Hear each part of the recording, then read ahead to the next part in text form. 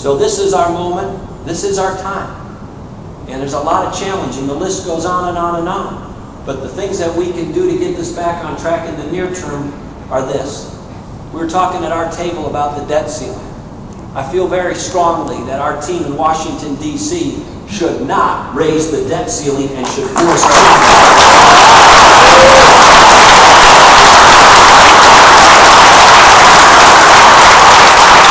I've also seen the power of making sure that we have limits on what politicians can do. I strongly support a constitutional amendment to make them balance the federal budget.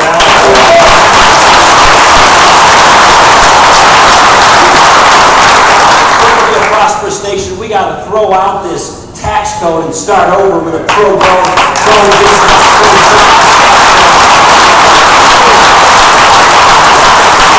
In that regard, one of the things I think we should do is force members of Congress to do their own taxes without the help of an accountant, lawyer, or tax specialist.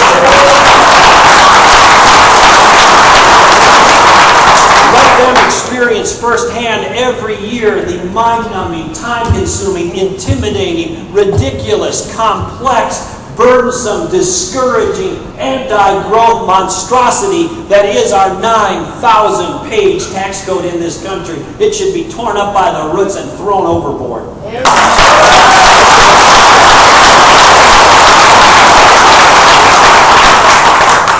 Now, on that point, we got to stop the crony capitalism in Washington, D.C.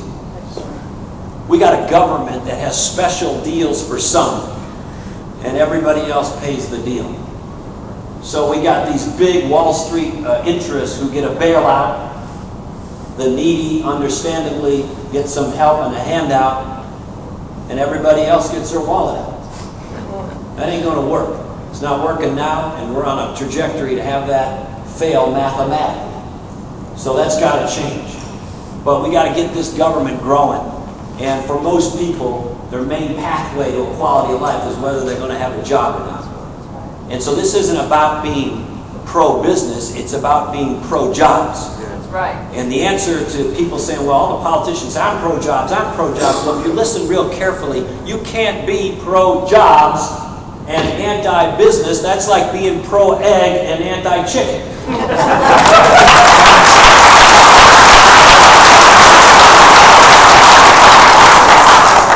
And the answer to how do we best grow jobs in this state and my state in the country does not reside with the politicians, most of whom have never worked in the private sector in their life. The answer to how do we best provide jobs in this country, how do we best increase the likelihood that people will invest, start a business, grow a business, build a building, add employees, buy equipment, conduct research, commercialize it here, not in Asia. The answer to that question of how to best do that lies with the people who do it, not with the politicians. And when you ask them the best answer, you know what they say? Get the government off my back. Yeah.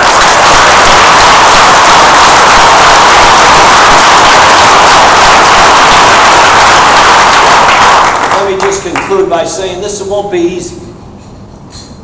But most of the challenges, the great challenges and the great successes of this nation are not lessons in things that are easy. Valley Forge wasn't easy. Settling the West wasn't easy.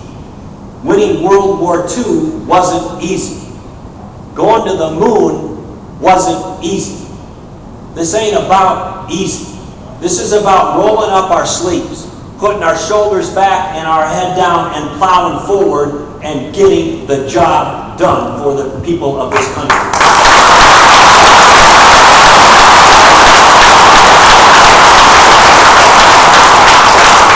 We are the American people. This is the United States of America. Our founding fathers envisioned it. Ronald Reagan personified it.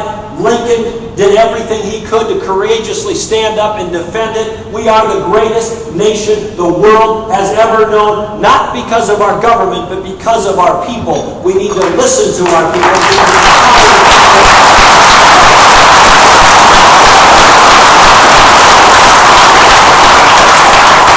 This nation under God, if we rally together and take back this country and restore this country in 2012, will have a new birth of freedom. We We will be a nation by the people, for the people again. But it's going to take all of us. We're going to have our decision about who we want to be the standard bearer for our conservative movement soon enough. But when that process is complete, and I know you'll be involved in the meantime too, we need to rally together and sound the alarm like modern day Paul Revere, so the rest of our fellow citizens who aren't at this lunch hear the call, respond to the call, and join our cause to restore America's promise. Thank you for listening. Thank you for being